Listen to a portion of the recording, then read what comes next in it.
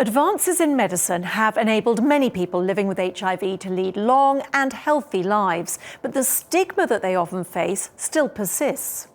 Former Welsh international rugby player Gareth Thomas, in partnership with Vive Healthcare, has launched a new initiative aimed at improving levels of public understanding of HIV and breaking the stigma around it.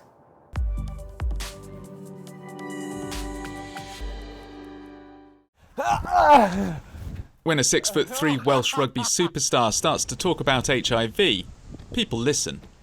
When I look back at when I was first diagnosed with HIV and the self-stigma that I had myself, and the fact that when somebody told me that I was HIV positive, I thought I was going to die. The fact that I thought I can no longer go near anyone anymore, I can't touch anyone anymore. And that ultimately is why we wanted to set up Tackle HIV, because we wanted to give people the correct, relevant information for what it's like to live in 2020 with HIV. Vive Healthcare is a pharmaceutical company 100% dedicated to HIV medicines and research, and completely focused on people affected by HIV/AIDS. Together with Gareth Thomas and charity partner the Terence Higgins Trust, they've launched the Tackle HIV campaign. It was a company 100% focused on HIV. Obviously, our main job is to bring about incredible scientific innovation. But HIV is a disease that everybody has to see in a holistic way. So it's not just about the medication, it's tackling stigma. It's focusing on how you ensure that everybody across the world that is living with HIV has the chance to live a life that's the same as somebody that's not living with HIV. I live every single day to try and make other people's lives better, whether that's people's lives I meet or whether that's people's lives I don't meet. To connect with Vive Healthcare, which does exactly the same thing that I get up every morning and strive to do, for me is just a natural organisation to pair up with. There are 38 million people on this planet living with HIV. Last year, around 1.7 million people acquired HIV.